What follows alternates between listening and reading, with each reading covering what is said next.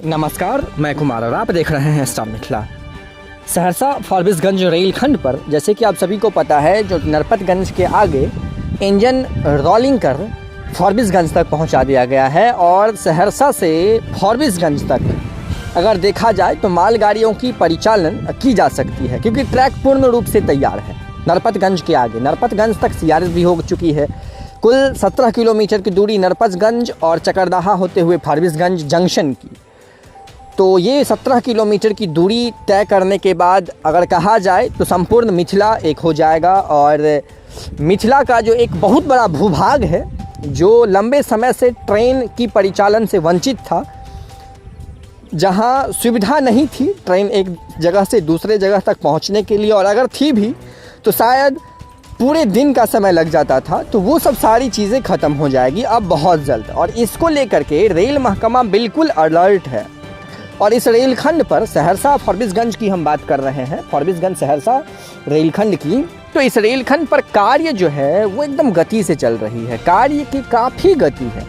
मैं आपको फॉरबिसगंज जंक्शन से ये तस्वीर दिखा रहा हूँ अपने मित्र चंदन जी की मदद से, जो वहाँ की ये तस्वीर भेजे हैं। जंक्शन पर भी अब ट्रैक निर्माण का कार्य शुरू हो गया है। हम 2-4 दिन पहले आपको एक वीडियो दिखाए थे, जिसमें पहले हम आपको दिखाएं जो कैसे मालगाड़ी जो है वो स्लीपर से लेकर के यहाँ पे पहुँची हुई थी, और स्लीपर से यहाँ जो है अब लगना लगभग शुरू हो गया है, और फिर उस पर ट्रैक लगेंगे फॉरबिसगंज जंक्शन पर।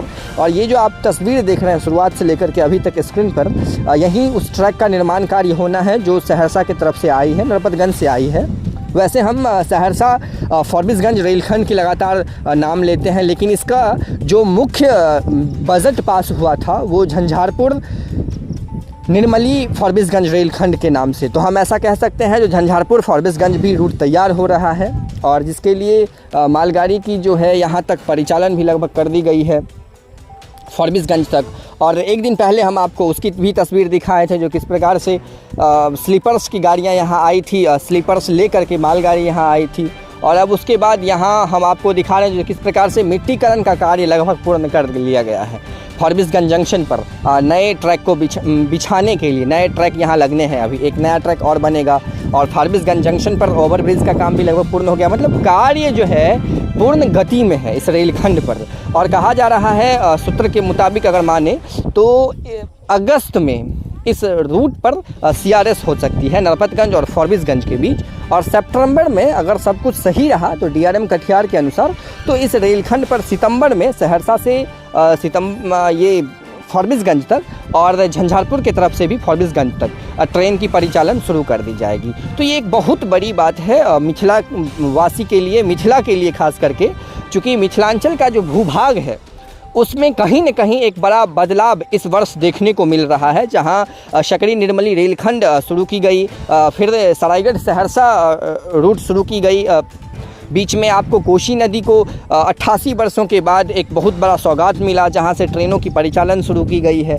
और इसी वर्ष में फॉरबिसगंज की भी कनेक्टिविटी मिल जाएगी, ललित ग्राम तक अभी ट्रेन की परिचालन हो रही है। तो बहुत बड़ी उपलब्धि इस वर्ष मिथिला को मिलने की उम्मीद है। अभी फॉरबिसगंज में नए ट्रैक का निर्माण चल रहा है सहरसा फॉरबिसगंज रूट के लिए खास करके, क्योंकि यहाँ ऑलरेडी जो ट्रैक है उस पर जोगबनी कटिहार या फिर अन्य स्टेशनों के लिए, अन्य जगहों के लिए ट्रेनों की परिचालन लगातार की जा रही है। तो वर्तमान में अभी सहरसा फॉरबिसगंज रूट के लिए ट्रैक का निर्माण किया जा रहा है, जिसके लिए स्लीपर्स आई थी। ये सब सारी चीज़ें आप हमारे मित्र चंदन जी की मदद से लगातार देखे हैं। हमारे चैनल पे जुड़े रहें स्टार मिथिला से। फेसबुक पर सब्सक्राइब करें, ट्विटर पर अगर हैं तो फॉलो करें, जिससे अपने मिथिला क्षेत्र में जो भी अभी वर्तमान में खास करके रेल डिपार्टमेंट में कार्य चल रही है उसकी खबर आपको सबसे पहले मिल सके। जुड़े रहें स्टार मिथिला से। बहुत जल्द हम अगले वीडियोज़ के साथ हाजिर होंगे। धन्यवाद। आप देख रहे थे स्टार मिथिला।